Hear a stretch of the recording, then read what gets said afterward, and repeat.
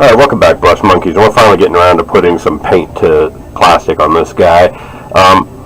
This will probably be my first paint-along video, but not in... It occurred to me that just recording my sitting here painting the figure, A, would take a long time, and B, be kind of boring to watch.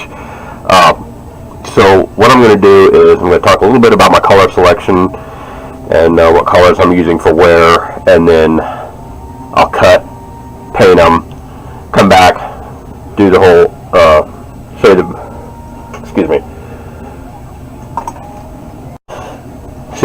we'll talk about the base coats and the next step and where we go from there. But for right now, I'm just going to select the colors that I want on this guy. Obviously for skin tones, we're going to go with GW's, shake this up a little bit, GW's Bugman's Glow with a Lycolin Flesh Shade wash, and then probably successive layers of Cadian Flesh Tone and Kislev Flesh, because I want him to look kind of rugged and outdoorsy looking guy. The armor, obviously we're going to go with Leadbelcher. Again, I use a lot of Citadel colors until I get around to phasing them out. He's kind of got that gold thing on his chest there, so let's do Balthazar Gold for that, with a highlight of Vallejo Model Color Old Gold. His cloak, I think I'm going to go with Mechanicus Standard Gray, and then lighten it up to, let's see, Mechanicus Standard Gray, Administratum Gray, and eventually up to Ulthuan Gray, so it ends up looking almost white, with a Nulnora wash in between.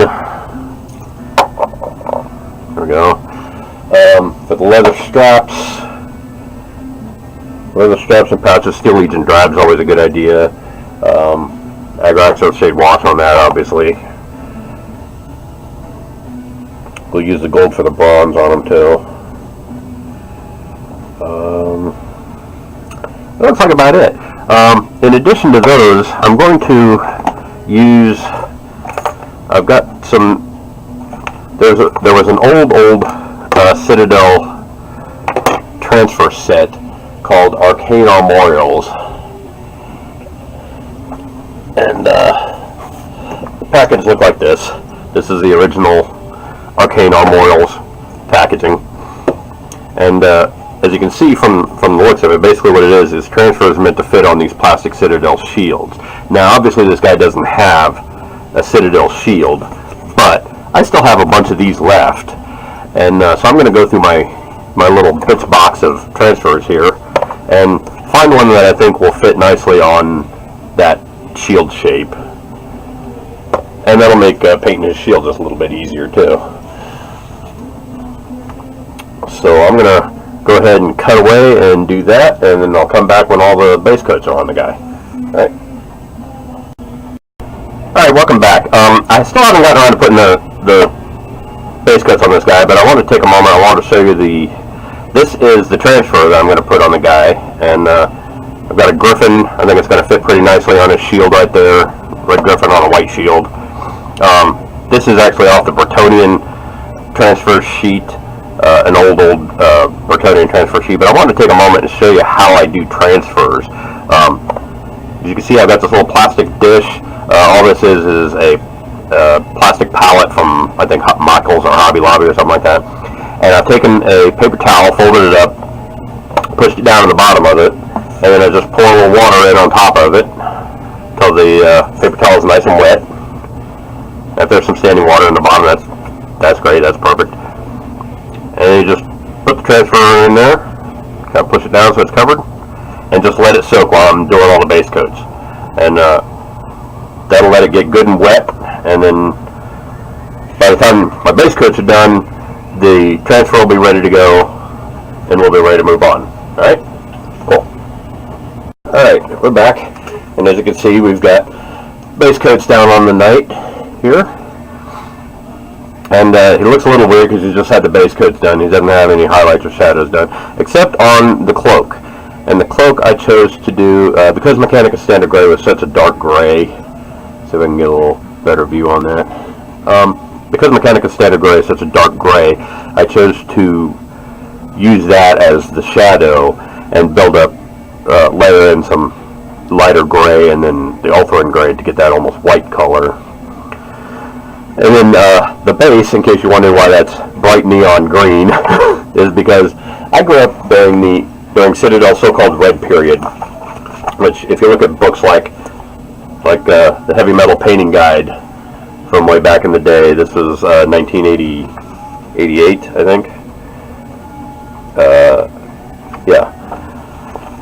So it was back a while, and as you can see, all the pictures back then, they painted their bases very, very bright green and covered them in sand, painted the whole thing bright green, and then that's what passed for basing back then. Back in the day when I was growing up, we didn't have access to really fine sand, so what I used was model railroad layout flocking, which is going to come out looking like that stuff there. And I'll just coat the base in PVA and put that stuff down. And that's what I'm going to use as blocking, as basing for all these guys. So probably put a couple more layers of that green on there just to build up a good solid color. And he'll be ready for flocking on there. So I'm going to shade wash him now, and then when we come back, I'll shade wash them and then take a break, and then when I come back, we'll take a look at doing the highlights and that sort of thing, putting some lighter shades on the sword, putting the golds on the scabbard and the sword hilts and the golds, and brightening up the red a little bit. Right? Welcome back. So as you can see, I've gotten quite a bit more done on this guy. Let me see if I can get you up on him. I layered the armor with a little bit of Iron Breaker and highlighted the gold parts with Vallejo Old Gold.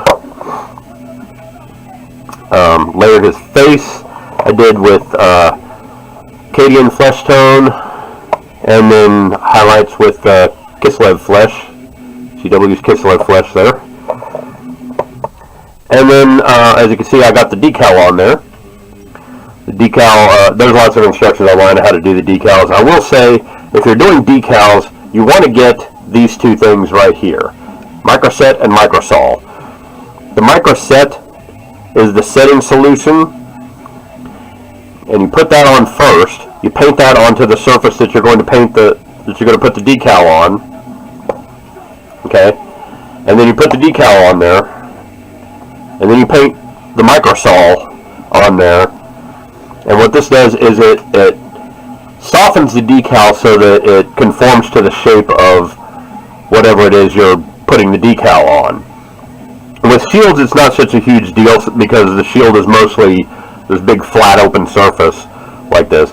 But sometimes you may put a decal on the side of a shipping container, or on, in the case of Space Marines, the big problem I had for a long time with the Dark Angels emblems is they're not exactly made to. Here's what the Dark Angels emblems look like, and those aren't exactly made to go smoothly onto a curved shoulder pad, and so they tend to bunch up sometimes, and they're kind of a problem to get to lay flat. Well, the Microsol will dissolve it actually dissolves the decal, but it dissolves it just enough that it kind of softens it and it conforms to the shape of the place you're putting it. In the case of this decal, the decal is really shiny, and so I used a little bit of Citadel's Lamian Medium, which is essentially just their matte medium. You paint that over the shield. It takes the shine away and makes it look like it's part of the shield as opposed to kind of all over the place. You'll also notice I took the figure off my painting handle here and put him on a cork. And these I've been using these corks for years. These are just corks that you can buy usually in a pack of 3 for $2 or $3 at Michael's or Hobby Lobby, and then I put a little bit of poster tack on the top to hold them down. And that was mostly done because while these Citadel handles are fantastic, where they grip there's a little lip there where they grip the base of the figure, and because of that you can't get a really good clear shot at the at some parts of the base, and you can kind of see where there's a little bit of the base here that wasn't painted quite as well as the rest of it. So I tend to put them on these cork bases just to finish off the basing and make it look all pretty. There's blank spots on both sides. You just smooth on another layer of paint, and again the green is kind of thin, so I'll probably do multiple layers of that. The other thing I wanted to show you was my wet palette, which I covered in one of the wet palette videos. But as you can see on here, this segment of the video was actually recorded 2 or 3 days after the previous segments. I got caught up doing other stuff and had to let it go. But you can see there's a little bit of separation in the paint. Let me get the light where it'll actually show. A little bit of color separation, but you know, you can stir it up and it goes right back to being good to go. That's for a lot of them are like that. So if I had to go back and repaint any of these colors, it wouldn't be a huge deal to just go ahead and get back into it. And that the color separation is mostly due to the fact that I'm using mostly Citadel paints. You know, there's not as much color separation in the green here that I used, which is scale 75. There's no color separation in the gold at all because that's Vallejo. So the brand of paint you use has a lot to do with the kind of results you'll get.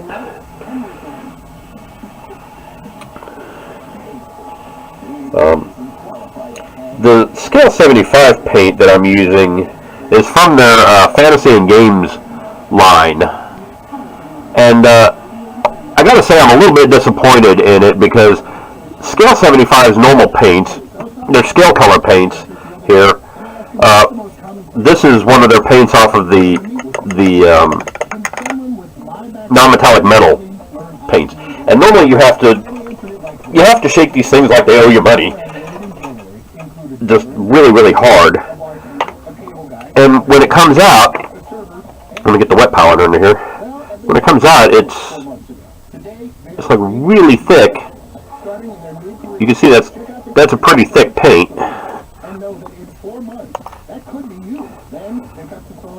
And it's also kind of gel based, so it's not well, it's water based. It's still acrylic, but it's a gel acrylic instead of the usual medium. You can kind of see how that's coming out.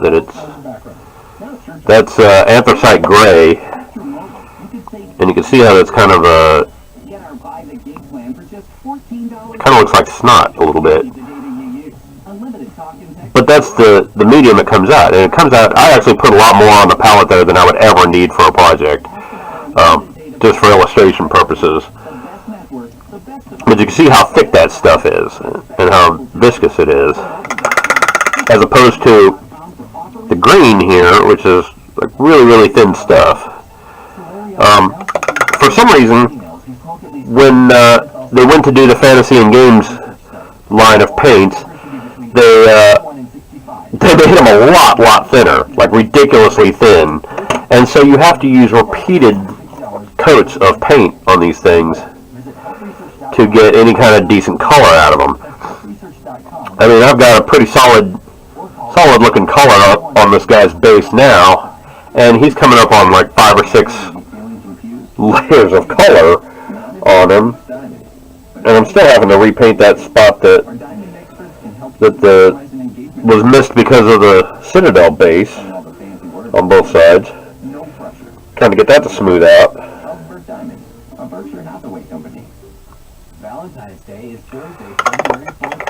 And it's just, overall, I got the Scale 75 paint because I was looking for, Scale 75 had a metallic range, and this is their Amethyst Alchemy, this is their metallic purple, and that came out a little bit brighter than I was hoping for. I was looking for something for a metallic green to kind of match the old Citadel metallic, enchanted green or glistening green. And this stuff I've had for years, but it's kind of thinned down and it's old. And so I was trying to get it to mix with I figured, you know, if it's too old and too thin, I can mix it with Scale 75, because that'll thicken it up a little bit, right? Because Scale 75 is thick as hell. But no, Scale 75 turned out to be way, way thin, and that didn't help with the color thinning at all. So, anyway, that's my little complaint about that. Anyway, this guy is pretty much, for the most part, done. You'll notice I didn't paint his eyes on there. I don't really paint the eyes on my miniatures at all. And there's a reason for that I will go into on a previous video when I have time to like sit down outside and illustrate why I don't paint them. The short version is that a figure on the tabletop, you figure a 1-inch figure, even if that figure is an inch away from your face, even if that figure is like right up on you, like this close, that's still the same as, say, a 6-foot human that's standing 10 or 15, 20 feet away. And at that distance, you're not going to see the whites of the person's eyes. You're not going to see what color his eyes are. You're not going to see his pupils or irises. So there's really no need to get into that on the miniature. Like I said, in a future video, I'll actually go outside and illustrate that so you can see what I'm talking about. But yeah, for the most part, I don't paint the eyes because it's just not necessary. It's just kind of overkill. Right now I'm trying to layer the inside of this guy's cloak because I wanted this red on here. I based the cloak in corn red and then layered it obviously in Mephiston red.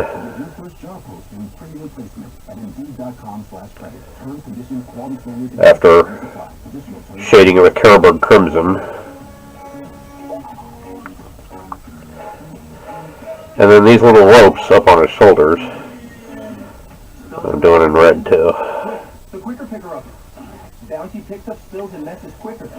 This is not quite dry brushing, but you're basically just drawing the brush over the edges of the fabric to pick up all those little raised areas, the details of the ropes. Do those on the front and back. The Mephiston red is a weird paint in that it looks really, really bright when it goes on. Like you think you probably might have missed a step in blending it, that it's too bright and there should have been an intermediary shade. But once it dries quite a bit darker. And so it actually does look like an intermediary shade for the corn red. So there's that guy. I also decided that his blonde hair looked a little, for as big and rugged as he was, the blonde hair looked like made him look a little too young, and the lines on his face and everything. So I gave him a dry brush of gray hair to kind of give him that salt and pepper look of an older, experienced knight. So that's the progress I've made on our guy here. I'm going to pause and come back when I get his base done and I get that flocking put on it, and you can see what that looks like. To do that, really all I'm going to do is I use PVA glue, which most people know as just plain white glue. I use Elmer's school glue, I actually have a huge bottle of this stuff that I just keep refilling this little bottle with, and paint it on with a small brush like this, just an old dry brush, and then I dip it into the flock, shake off the excess, brush off the excess from the baseband there, and then he's good to go. Okay, so I'm going to pause now and do that, and then I will come back and show you what it looks like. Alright? Okay, so we're back, and whoop, did not push him down on that base hard enough. We're back, and as you can see, I've flocked the base on our guy here, and he's looking pretty good. Probably give it a couple of days for that to dry. Maybe go back and put a couple more spots on him, because where I had to touch it to get him on the base. You just pinch it like that and tap off the excess. There you go. He is good to go. He is all flocked up and looking pretty good now. So for the most part, he's pretty well done. The only step to do after this really is matte seal them, and there's two different ways you can go about that. Two different products you can use. I use either the Army Painter Anti-Shine, which is my favorite stuff. It's a huge can of this stuff for I think $5 or $6, and it lasts a good long time. This stuff I'm almost out of, so I had to go and buy the Testors spray lacquer. You want to be careful when you get this stuff because they all say Tester spray lacquer on the can, but you have to look at the smaller label to find the dull coat. Otherwise, you get gloss coat, you get satin coat, and they all look alike. And it's kind of hard to tell the difference between them. They'll all just say clear coat on the label itself. So try to get the dull coat. This stuff is really good quality and will hold up to a lot of abuse. The problem I have with it is this little can right here is about $7, and it's about the same price as the Army Painter, but a third as much. So I don't like using this stuff if I can help it. I like to get the Army Painter. I got this stuff because the local game shop was out of the Army Painter stuff. The other thing, give you a heads up on, when you're flocking the base, if you're going to put on any kind of tufts, like these are Army Painter Battlefield tufts, and they're just little bits of these are the Wasteland tuft. They're just little bits of static grass that are stuck onto a piece of wax paper. You peel them off, put a little drop of glue on the base, and stick the tuft on there. If you're going to flock it like I did here, put the tuft on first, let that dry, and then put the flocking on. Otherwise, there's nothing for the flocking to adhere to, and it gets to be just a big mess. Okay? So I'm going to go ahead and matte seal them, and you can hear that. You can hear by that rattle can it's almost empty.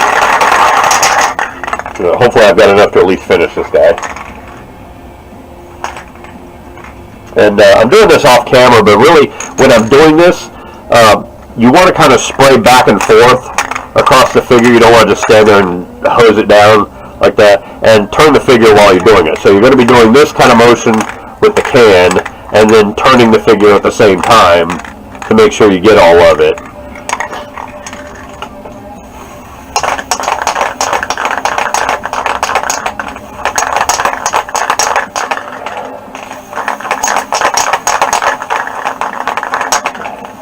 Yeah, that Army Painter's gone.